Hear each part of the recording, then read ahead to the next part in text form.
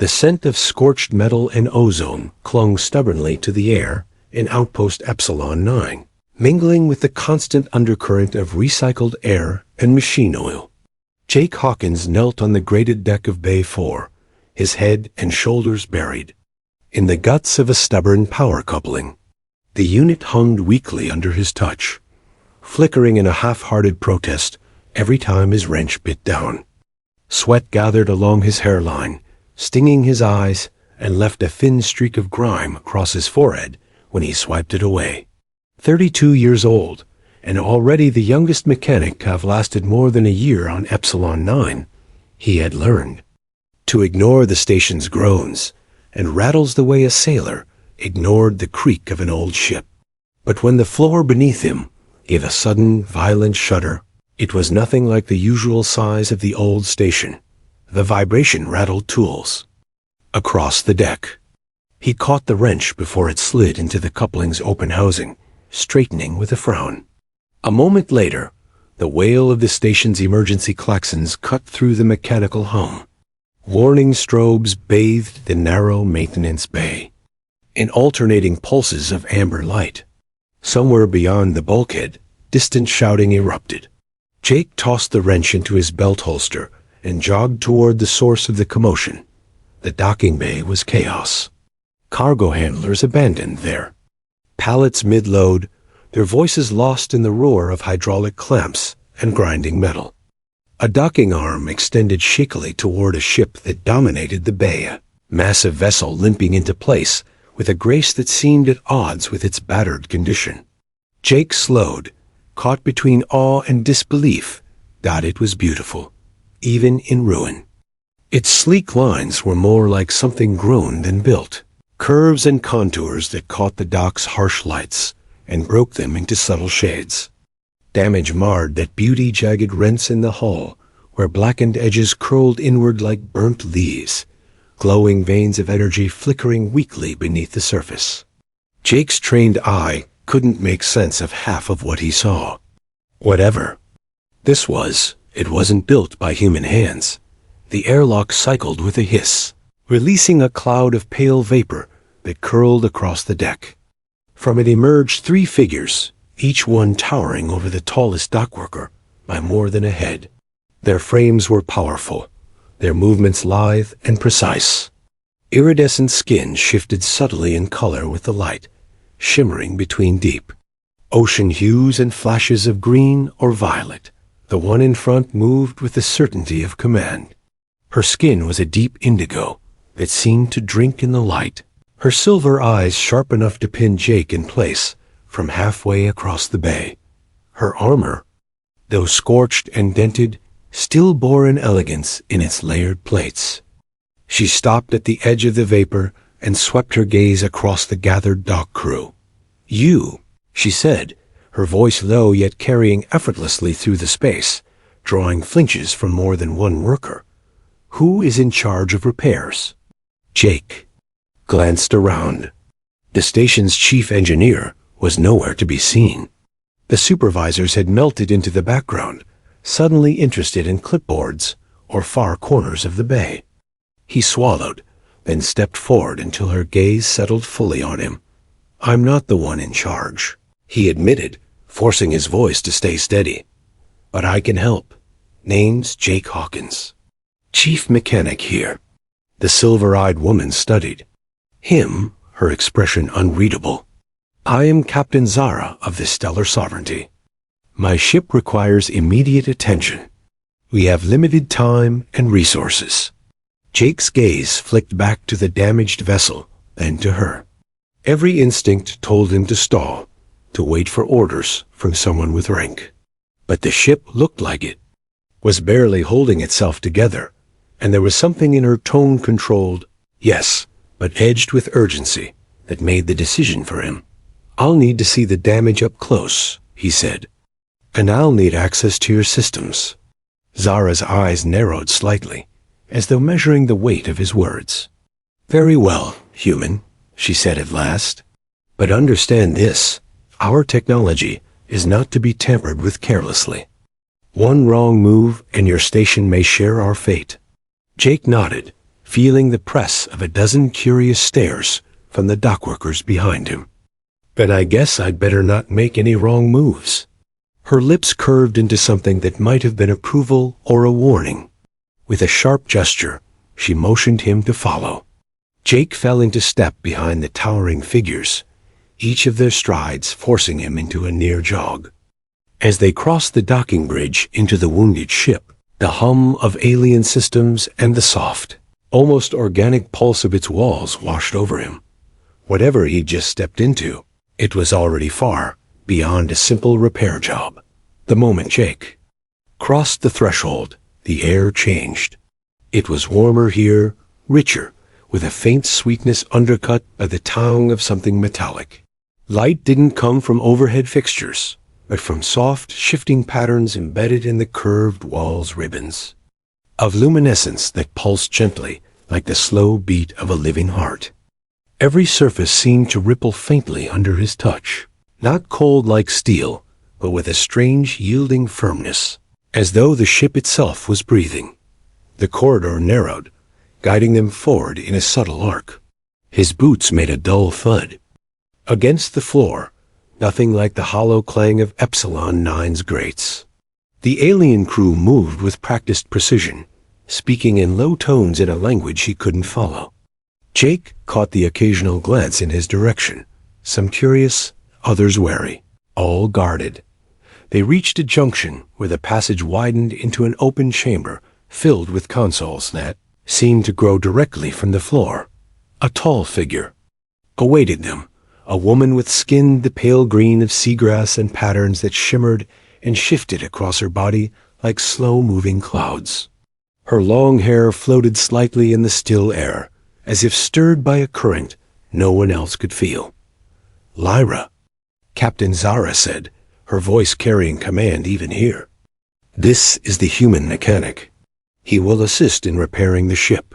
Lyra's eyes, a luminous gold green, settled on him. There was none of the captain's steel in her gaze, but there was no softness either, just a cool, evaluating curiosity. "You understand our technology?" she asked, her voice like a chord struck on some deep, resonant instrument. Jake hesitated, then gestured vaguely toward the walls. "Understand?" "No, but I've been fixing machines my whole life. Doesn't matter if they're held together with screws and wire or whatever this is. Machines follow patterns. You figure out the pattern, you fix the problem." Something flickered across Lyra's face interest, maybe even a hint of respect. "We'll see if your patterns can hold against what has damaged us." She stepped closer, motioning for him to follow. They moved deeper into the vessel, past crew members busy with urgent tasks. The ship's condition became more obvious, here patches of the walls where the light had dimmed or gone out entirely, sections where a black, spidery residue clung to the surfaces, twitching faintly as if alive.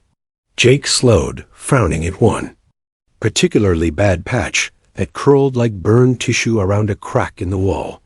"That's not weapons damage," he said without thinking. Lyra glanced over her shoulder. "You see it too." "Yeah," Jake replied, crouching to look closer. "Looks infected, like rot." Zara's voice came from just behind him, her tone as cold as vacuum. "You are more perceptive than most. This is not from battle.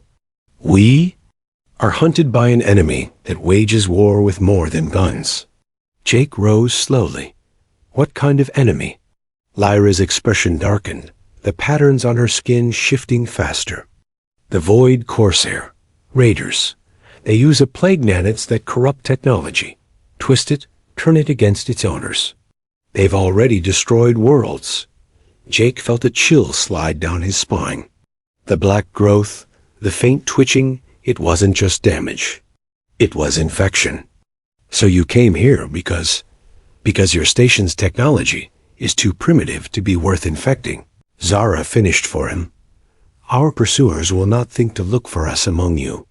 And your machines, crude as they are immune to their plague." Jake let out a low, humorless chuckle. "Guess being behind the times finally pays off." He ran a hand along the wall, feeling the faint pulse beneath it. "All right, Captain. Let's see if I can help you cut this infection out before it kills the whole ship." Zara studied him for a long moment and inclined her head. "Lyra, we'll show you to the core. From this point forward, you answer to her. And if you value your life, human, you will touch nothing you do not understand." "Understood," Jake said, though he knew curiosity would push that boundary sooner or later. Lyra led him onward, her movements unhurried yet fluid, like she belonged in these twisting, organic corridors in a way no human ever could. As they approached a sealed archway, it opened without a sound, revealing a vast chamber at the heart of the ship. Jake stopped in his tracks. Suspended in the center was a sphere of light and shifting geometry, its surface rippling like water. Disturbed by a stone, threads of energy extended outward into the walls, vanishing into the ship's living frame. It radiated a soft hum, low and resonant enough that he felt it in his bones. "The core," Lyra said simply. Jake stepped closer, his mind racing. He'd never seen anything like it, and yet some part of him felt he could read its rhythm, sense its needs. He smiled faintly, rolling up his sleeves. "All right," he murmured. "Let's see if I can figure out your pattern." Lyra watched him, her expression unreadable. Somewhere deep within the ship, something shifted, whether in the machinery or in the course of Jake Hawkins' life, he couldn't yet tell. The core chamber was alive with quiet energy, its glow casting soft halos on the curved walls. Jake circled slowly, eyes tracking the branching lines of light that pulsed from the sphere into the surrounding structure. Some lines flickered weakly, others guttered out entirely, leaving dark scars where the black, spidery residue clung. It was like looking at a nervous system under attack, parts of it still fighting, others already surrendered to the infection. Lyra moved to a nearby console or something like a console. It grew seamlessly from the floor, its surface a faintly translucent membrane beneath her fingertips. When she pressed on it, the surface swelled and shifted to display twisting patterns of symbols and light. Jake couldn't read a bit of it, but he didn't need to. He could see enough from the core itself.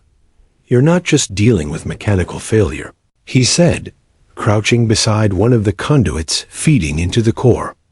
"This infection, it's alive. Not in a creepy haunted ship way, but in the way an invasive weed is alive. It's growing, feeding on whatever it can reach." Lyra inclined her head. "Your description is apt. The nanites consume and adapt. They use the ship's own energy to fuel their spread." Jake tapped a finger against the conduit. "Then we need to starve them." He glanced at her. "Can you isolate infected sections from the rest of the power grid?" Her golden green eyes met his. "It would cut off vital systems. Better than letting the whole thing rot from the inside out." He straightened, his mind already sketching a plan. "We can't just patch over the infected areas. We have to remove them entirely. That means rerouting power and letting the healthy systems grow back, if that's how this thing works." Lyra studied him for a moment longer, then gave a short nod. "It is how it works. But coaxing that growth takes more than technical skill. It requires harmony with the ship's biology." Jake smirked faintly. "Guess we'll see if I've got the bedside manner for it." They set to work. Lyra moved like a conductor guiding a living symphony, her hands shaping responses from the organic consoles, adjusting flow, sealing off infected arteries. Jake followed her lead, but added his own improvisations, splicing in bypass couplers from his tool belt, using jury-rigged stabilizers to keep the healthy sections from overloading. It was strange, his partnership, her calm precision, balancing his quick, almost reckless creativity. Hours passed unnoticed. They spoke between bursts of concentrated work-brief exchanges about the infection spread, the structure of the ship, and eventually, pieces of themselves. Jake told her about Epsilon 9's rusting docks, the way you could feel the station's fatigue in the walls if you worked there long enough. Lyra spoke of oceans on her homeworld that shimmered under 3 moons, and of how the Corsair plague had blackened their once bright skies. At one point, Jake's hand brushed hers as they both reached for the same tool, a crystal-like rod that pulsed faintly in rhythm with the core. The touch was brief, but it carried a strange warmth, like static that lingered in the air between them. Lyra didn't pull away. When they finally stepped back from the core, the changes were clear. The sphere's glow was stronger, its rhythm steadier. Several conduits that had been dark now pulsed with healthy light again. Jake exhaled, running a hand through his sweat-damp hair. It's not perfect. Infection's still in there, but it's not spreading like before. We bought you some time. Lyra's patterns shifted into something softer, almost like the shimmer of sunlight under shallow water. Time can mean survival, she said. Before Jake could reply, a deep, resonant alarm rolled through the chamber. The walls themselves seemed to tense. Lyra's eyes snapped toward the nearest console. They found us, she said, her voice low but edged with urgency. Jake felt the hair on his arms rise. The Corsair? Lyra's expression hardened as the console flared with incoming telemetry. Void signatures closing fast. The chamber's glow deepened, the hum in the air sharpening into something almost like a heartbeat quickening. Before a fight. Somewhere above them, the crew's voices carried through the corridors, the language sharp and clipped with readiness. Lyra turned to him, her gold-green gaze steady. You should get to the bridge. The captain will want you there. Jake grabbed his toolkit, the familiar weight of it grounding him against the sudden surge of adrenaline. Guess I'm about to see what this ship can really do. Lyra didn't smile, but the faint shimmer in her pattern spoke of something more than fear resolve. She gestured toward the corridor, and together they ran toward whatever waited in the dark, beyond Epsilon 9's edge. The corridors thronged with urgency, the low pulse of the ship's systems rising into a steady, almost percussive rhythm that matched the pounding of Jake's heart. Crew members each towering, broad-shouldered, and moving with the fluidity of trained warriors, passed in quick bursts, their voices a flurry of commands in their native tongue. Some carried weapons that looked grown as much as forged, the metal-like surface flowing into grips that fit their hands perfectly. Lyra kept pace just ahead of him, her movements sharp and certain. The ship responded to her presence doors, unfurling, passageways widening until they emerged onto the bridge. Jake slowed, momentarily caught by the view. Through the wide, organically framed viewport stretched the cold expanse of space, fractured now by the arrival of the enemy. The void Corsair fleet slid into view like a wound in reality itself. Their ships were brutal, ugly things, hulks of jagged metal and patchwork plating, veins of sickly green energy crawling across their hulls. Even at a distance, Jake could see the faint shimmer of nanite swarms, writhing like maggots across the Corsair vessel surfaces. Captain Zara stood at the center of the bridge, hands clasped behind her back, silver eyes locked on the enemy. Her voice cut through the air the instant Jake and Lyra entered. Status? A helmswoman's skin a burnished copper, with hair like spun silver, replied without hesitation. Shields at full, weapons charged. Enemy entering optimal firing range. Zara's gaze shifted to Jake. Your repairs. How much can the ship take? Jake didn't flinch. We isolated most of the infection, but not all. Hull's stronger than it was, but if those nanites get a direct hit on the core systems. He let the thought hang. Zara's expression didn't change. Then they won't, she turned sharply. Raise shields. Fire main cannons. The bridge lit with motion. Organic consoles flared with color, and from deep within the ship came the thrum of weapon systems charging. Out in the void, streaks of energy leapt from Zara's vessel, bright and precise. The Corsair ships answered with a barrage of sickly green beams that hissed against the shields. The deck beneath Jake's boots vibrated under the force of impact. Shields. At 85%, Lyra reported, her voice steady despite the tension. Jake's eyes tracked the enemy formation.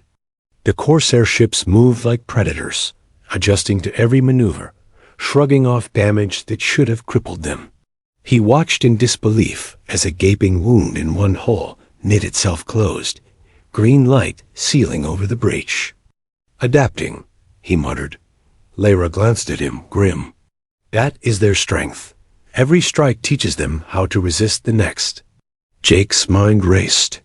If the Corsair learned from every attack, then the solution wasn't just more firepower, it was something unpredictable, something they couldn't adapt to. His thoughts snapped back to the canisters of quarantined nanits still aboard. "Captain," he said suddenly, stepping closer to Zara.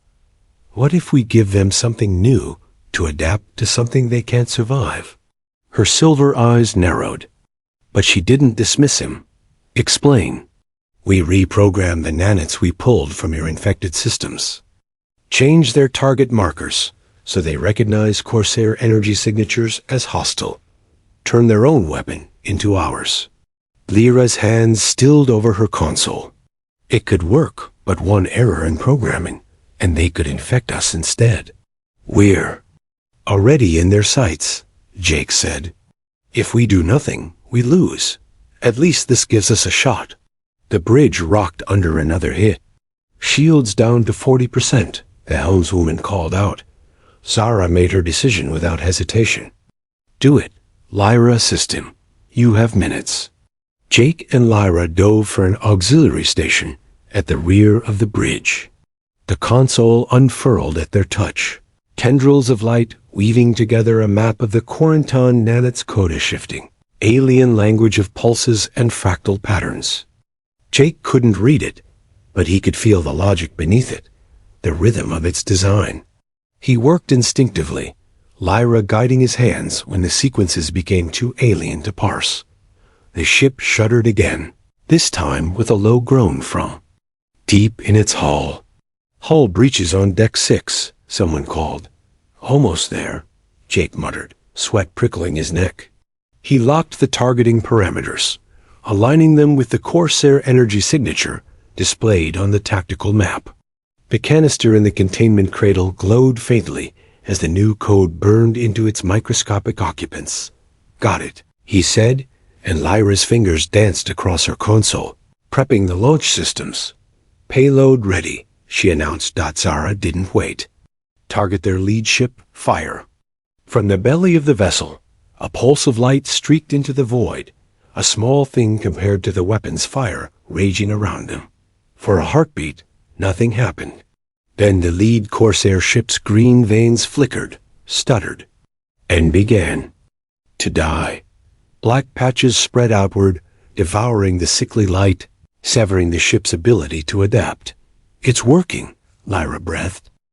The effect spread to the nearest Corsair vessels, leaping from ship to ship like a contagion. Their once coordinated assault fractured into chaos. Zara's voice rang with lethal clarity. "All weapons finish them." The bridge erupted in a chorus of strikes, the alien ship's cannons tearing into the crippled Corsair fleet. Jake stood braced against the deck as the last enemy vessel exploded into shards of dead metal, drifting silently in the cold void. Cheers erupted across the bridge, but Zara's expression remained measured, her gaze fixed on the stars ahead. "This battle is over," she said, voice low enough only those nearby could hear, "but the war has just begun." Jake followed, her stare into the dark beyond the viewport, knowing instinctively that she was right, and that, whatever came next, he was already part of it. In the days that followed, the ship felt less like a battlefield and more like a wounded animal licking its wounds. The air carried the faint tongue of scorched hull and the sweeter, resinous scent of the ship's own biological healing. Jake moved constantly between decks, his tool belt heavy, his hands a constant mix of human grease and the faintly luminescent fluid that served as the vessel's lifeblood dot. Everywhere he went, crew members gave him looks, some curious, some openly respectful. The victory over the Corsair fleet had spread through the ship like fire, and with it, the story of the human mechanic who'd turned the enemy's greatest weapon back on them. Lyra was never far from his side, helping him navigate the more temperamental systems, showing him how to soothe a corridor's wounded structure, or coax a reluctant energy conduit to flow again. "You work as though the ship listens to you," she remarked one evening as they sealed the last of the breaches on Deck 6. Her tone was almost amused. Jake gave a half-shrug, tightening the last fitting. "Machines always listen. You just have to learn their language." She studied him for a moment, her skin's shifting patterns slower than usual, a thoughtful ripple of green and gold. "Perhaps that is why you succeeded where many others would have failed?" Before he could answer, Captain Zara's voice cut through the ship's comms, sharp and commanding. "All senior staff and Hawkins to the strategy room, immediately." The strategy room was unlike any space Jake had seen. It was circular, the walls a living map that shifted to display constellations and star charts in rippling, three-dimensional clarity. At the center rose a table grown seamlessly from the floor, its surface glowing faintly with tactical projections. Around it stood Zara and her senior officers, each distinct in coloring and stature, but unified in the taut posture of warriors who understood the gravity of the moment. Zara wasted no time. "Our scouts have confirmed what we feared. The Corsair are amassing for a decisive strike against the heart of the stellar sovereignty." A murmur passed around the table. Jake leaned in, eyes scanning the projected image of a sprawling network of systems. At its center blazed a symbol no translation needed to recognize it as the sovereignty's core world. "That's not all," Zara continued. "Our victory has not gone unnoticed. Other species, long hesitant to confront the Corsair, are now moving to join us. We have an opportunity to end this war before it consumes another generation." With a flick of her hand, the projection shifted to a dense nebula cloud swirling around a dying star. Orbiting that star was a vast, spiked structure, part fortress, part factory. "This is the Corsair stronghold in the Charybdis Nebula. Intelligence confirms their primary nanet production facilities are housed here. Destroy it and we cripple their ability to adapt." Jake let out a low whistle. The thing was massive, bristling with weapon emplacements, its outer hull crawling with the green shimmer of active swarms. "Even with every ally you've got, that's going to be a bloodbath." Zara's silver gaze locked on him. "Which is why you will help us plan the assault." Jake blinked, thrown. "Me? You have a unique perspective," she said. "You understand both our systems and the Corsair's weaponry, and you think unconventionally." The room's attention shifted to him. For a moment, Jake felt the old dockworker's instinct to step back, let someone else take the heat. But the memory of the Corsair ships, the way they closed in, the way their infection spread rose up like a dare. "All right," he said, moving to the table. "First thing, we don't just charge in. We make the field itself work for us." He pointed to the dying star. "That thing's spitting out enough radiation to fry unshielded systems. We can use that. Push our ships closer than they can. Use the radiation as cover. And if we can channel or amplify those bursts, turn the star itself into a weapon, we might even the odds." One of the officers frowned. "That would put our own ships in extreme danger." "Yeah," Jake agreed, "but we've got something.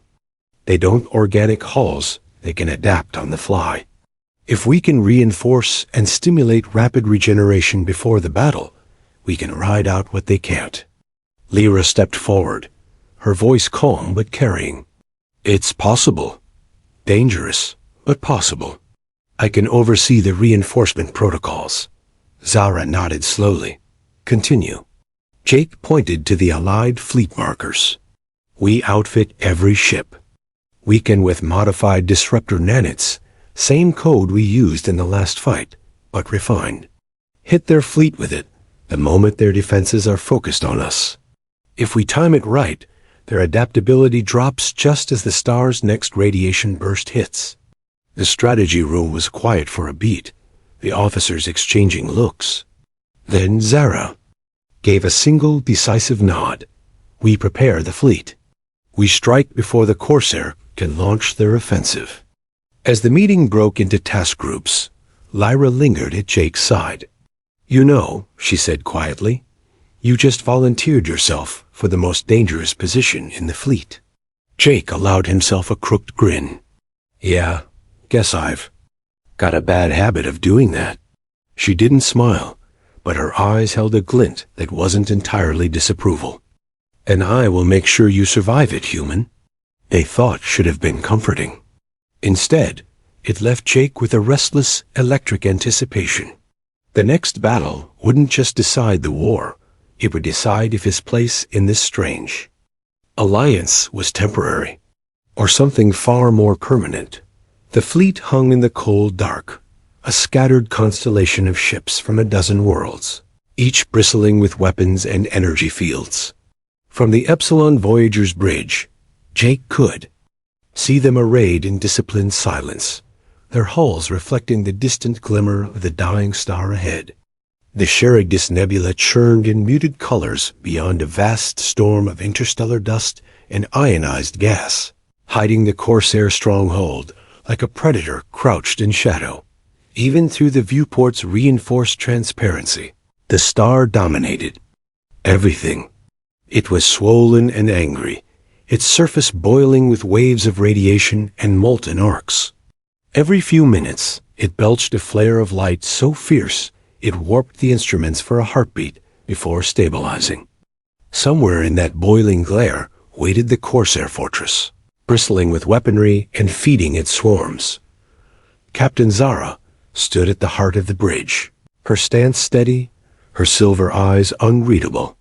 Lyra was at her post, the green-gold shimmer of her skin reflecting the steady dance of readouts. Jake was posted beside her, a toolkit slung low at his hip, his role now less mechanic and more battlefield technician, the one who would keep their organic hull alive under the worst punishment imaginable. All ships maintain formation, Zara's voice carried through the comms. Engage on my signal. The fleet surged forward, engines pushing against the drag of the nebula's charged particles. Jake kept his eyes on the monitors, watching the radiation gauge climb as they neared the star. The Voyager's reinforced hull flexed subtly, the living tissue adapting, strengthening in response to Lyra's commands. He could almost feel the ship breathing faster. The Corsair appeared suddenly, erupting from the nebula in jagged waves of motion. Their ships were uglier up-close brutal hulls wrapped in the sickly green shimmer of nanite swarms, the light crawling across their surfaces like some malignant parasite. Weapons fire flared from their lines, streaks of energy tearing through the nebula's dust and slamming into the Allied formation. The first radiation burst from the star hit them a moment later.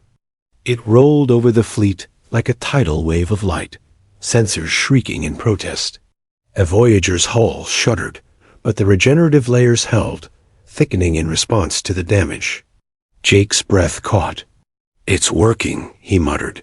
Not for long, Lyra replied, eyes fixed on her controls. The Corsair are adjusting their patterns, and we hit them before they finish learning. Jake glanced at Zara. Captain, ready to deploy disruptors on your order. Zara gave a single sharp nod. Close the distance. All forward batteries fire. The Voyager roared to life, hurling beams of concentrated energy into the Corsair. Lines. The Allied fleet followed suit, coordinated fire hammering the enemy formation. The Corsair responded with a vicious counterattack, their green-lit beams lancing through space, chewing into shields and hulls. Radiation spike incoming. An officer warned. Jake's hands moved without thought, working alongside Lyra to coax more growth from the Voyager's hull layer after layer of living armor, thickening just enough to meet the flare. When it hit, the ship bucked violently, but held. Through the flare's glare, Jake saw the Corsair ships falter. Now, Zara ordered. Lyra's fingers danced over the controls, and the modified nanite payloads launched from concealed ports along the hull. Tiny, invisible swarms streaked toward the enemy, guided by Jake's recalibrated target markers. At first, there was nothing then. The Corsair's sickly green veins began to flicker and die, black rot spreading outward. "They're losing adaptation," Jake said, voice taut with disbelief and exhilaration. "All ships, concentrate fire on the fortress," Zara commanded. Allied fleets surged forward, weapons blazing. The Corsair fortress loomed into full view, a monstrous construct bristling with spines and weapon towers. Its surface writhed with dying nanite swarms as the disruptors did their work. Allied fire punched through its defenses, tearing into its structure. The star chose that moment to unleash its largest flare yet, a rolling wave of light and heat that washed over the battlefield. The fortress's outer layers burned, melting under the combined assault of radiation and weapons fire. "Primary reactor is destabilizing," someone shouted.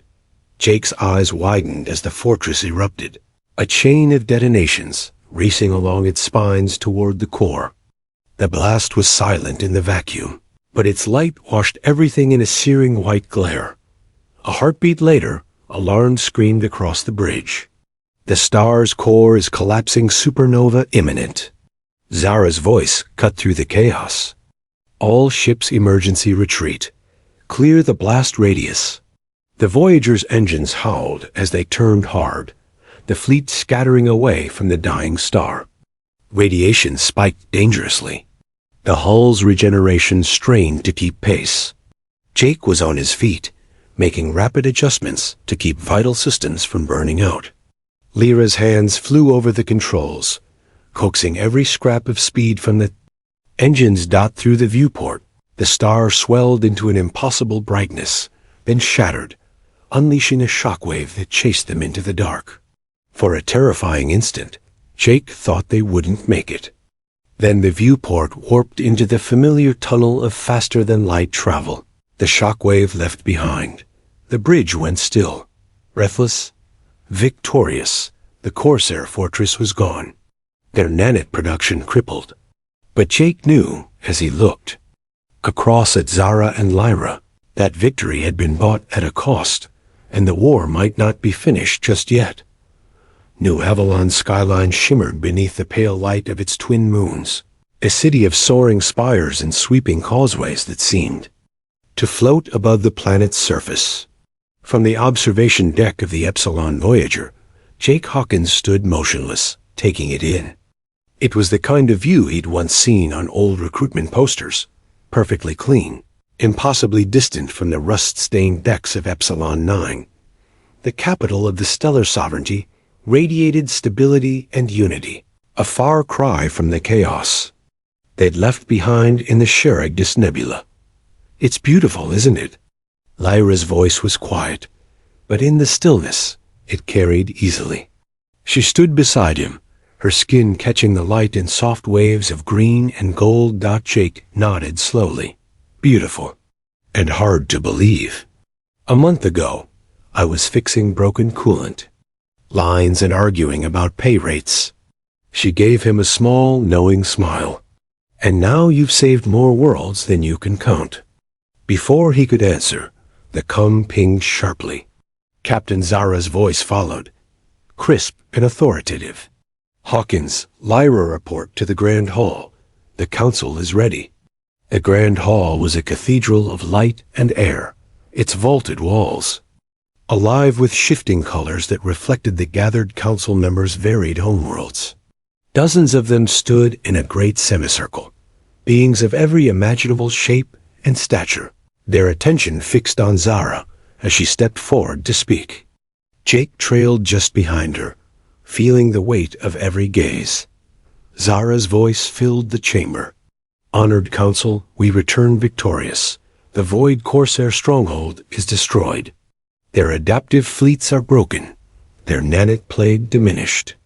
A ripple of approval passed through the assembly.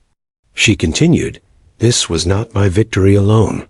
It was won with the courage of my crew, and with the mind of one who was not born among us."